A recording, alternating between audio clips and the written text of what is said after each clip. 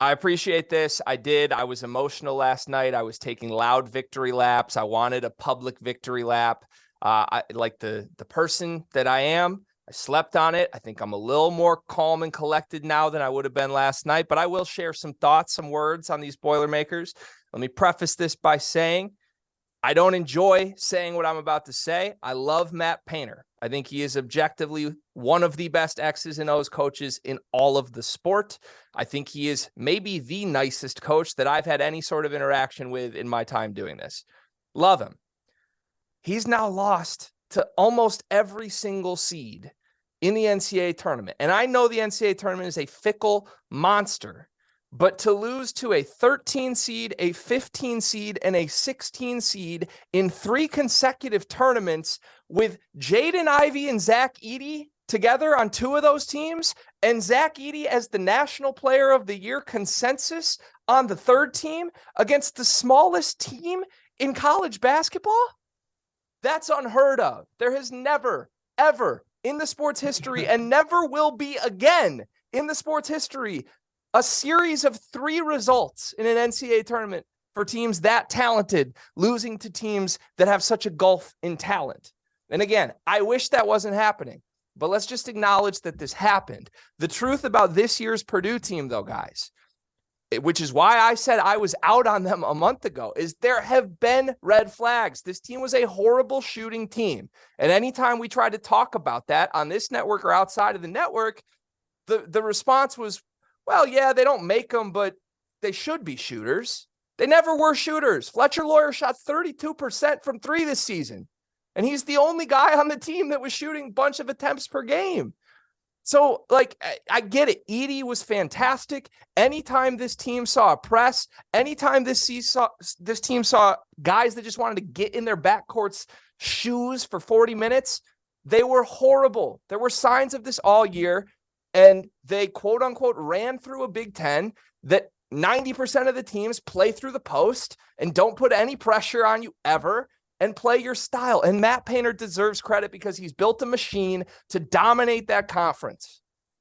But he has not built a machine or found a way to move his puzzle pieces around to find any success when it matters, when he goes up against someone that does not play Big Ten basketball. So that's my thoughts. Purdue fans, you were very mean to me in West Lafayette. You hurt my feelings.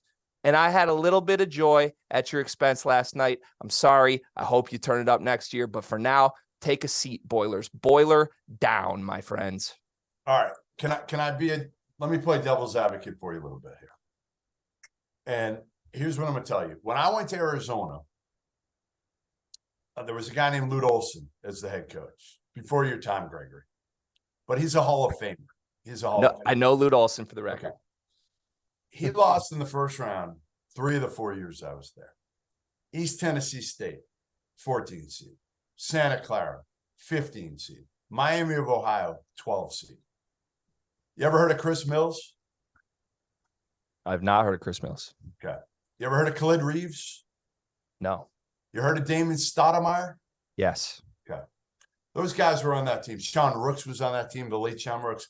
These were fucking dudes. Right, Val? Pros. Dudes. Now, again, Lute had been to Final Fours already. He had been to Final Fours with Sean Elliott and Steve Kerr already. So it's a little different than Matt Painter. But he lost 3 of 4 years in the first round to a 12, a 14, and a 15 with legitimate pros, with a lottery pick and Damon Stoudemire. With Sean Rooks, who played in the NBA a long time. Miles Simon was on the team that lost to Miami of Ohio, okay? So all I'm saying is, like, it happens. And a couple of years later, you know what Lute Olson did? He won a damn national title, and that put him in the Hall of Fame. So things can change. I'm not saying, again, Matt Painter's going to win a national title. Here's my shouldn't have lost to FDU. Obviously, it's an awful loss. I'm not making any excuse for that loss. He's got to obviously get more athletic dudes. This was a team that was flawed in some ways because they had a freshman backcourt. They didn't have enough guys who could break guys down. And he's got to get more NIL again, not to be able to beat an FDU, because you should be able to beat FDU with no NIL.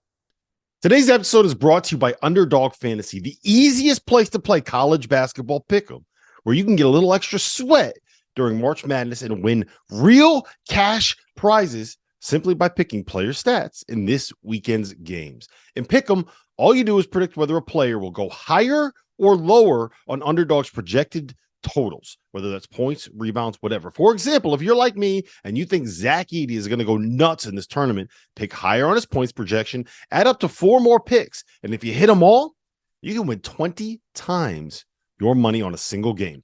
Underdog's slick mobile app is easy enough that dummies like Jeff Goodman have even figured it out. So go to underdogfantasy.com or download the app and use the code FIELD, FIELD, and Underdog will match your deposit up to $100. Now is the time to get in on the madness. So remember, underdogfantasy.com, promo code FIELD. But to be able to compete with some of the other big boys, you're going to need, and they're getting some NIL. So I guess my point in all this is even Hall of Famers can lose games to 13, 14, 15 seeds. Tony Bennett, last I checked, won a national title, and he's lost a couple bad games too. Yeah.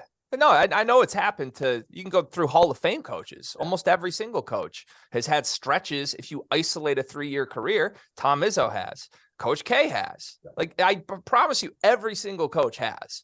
But Painter doesn't have the other side of that coin yet. And I don't know that he's ever going to have another National Player of the Year center like Zach Edey. I think Zach Edey those guys don't win in the tournament right now. We've seen that. Well, right, but so that's an indictment on Painter, though, Jeff. If that's how he's going to build his team, the last decade, every Purdue team is centered around a 7'4" dude who's awesome and destroys the Big Ten. But you just said it; it doesn't win in March. Well, that's not going to change. Yeah, Jaden Ivey was centered around Jaden Ivey last year, and obviously it was a disappointment they lost to St. Peter's. Listen, I think there's a place for big. I think, unfortunately, again, they can be exposed, and I don't know what you think of this, Val. You've been pretty silent through this debate. Purdue. The other part I'll say with both Tony Bennett and Matt Painter, who are both getting crucified today, well, Val, 2 of probably the cleanest coaches in college basketball, correct? Oh, for sure. Definitely. Grade A, both of them, grade A. You know, ultimately it's just your guards. I mean, you guys say it all the time on the show. It's not as complicated. Lute Olson won national championship because Mike Bibby got older and he was Bibby, Simon, Dickerson. Yeah, yes. Miles Simon got better, and Michael Dickerson was there. And so it's don't overcomplicate it. When Paint he was in the Elite 8, and Carson Edwards was the dude, and they had Virginia beat, and then Kihei Clark, who threw a really bad pass the other night, threw a tremendous pass that night. If he doesn't throw that pass, Paint's in the Final Four. Right. And it's that slim of a margin. But, he had a point guard, I would say point guard that was dynamic. The Big Ten doesn't have a ton of those. Like, we had Trey Burke, dynamic point guard. We played in the Final Four. Yep. Darren Williams, dynamic point guard in the Big Ten, played in the Final Four. You could probably get a short list of those in the Big Ten. What about Jaden Ivey, though? Like, where does Jaden Ivey fit? Not a point guard. He's not. But he was the best guard in the country last year. They lost to St. Peter's. He got a point guard. So when they get pressed, he's not making the decisions. Like that's the deal. Ty Jerome, he's not dynamic, but he's a heck of a point guard. He was. So they took the L, and Ty got better, and they got better, and DeAndre Hunter was healthy. So I think it's not super complicated. That Braden Smith's really good. Fletcher Lawyer's really good. But when you got those smaller teams, and again, like you said, Greg, they don't see that often. So it comes into, the guards' ability to handle whatever, especially guys your size that are just as quick as you. And that became an issue. I didn't think they just missed shots yesterday. Like, Florida, I thought Fairleigh Dickinson, it was just a nightmare matchup, because Easy has to guard somebody on the perimeter, and that's not where. And so that's a nightmare matchup on that end. And Fairleigh Dickinson, give them credit, just like Princeton, they played with an extreme confidence. I mean, they looked like they were supposed to win in the first minute of the game. So did Princeton today. Like, they looked like they thought they were supposed to win. So Payne does an awesome job, man. If you've got, he's done a heck of a job. He's been there 18 years, and because of who he is and how he's done it, and they'll be back, and they'll at some point have a breakthrough. I don't know when, but they'll have it at some point. Yeah, even despite my criticisms, I do want to say I have seen Purdue fans questioning if this should still be Matt Painter's job. That's ludicrous. He's absolutely the coach. There should not even be the thought to entertain that as a conversation.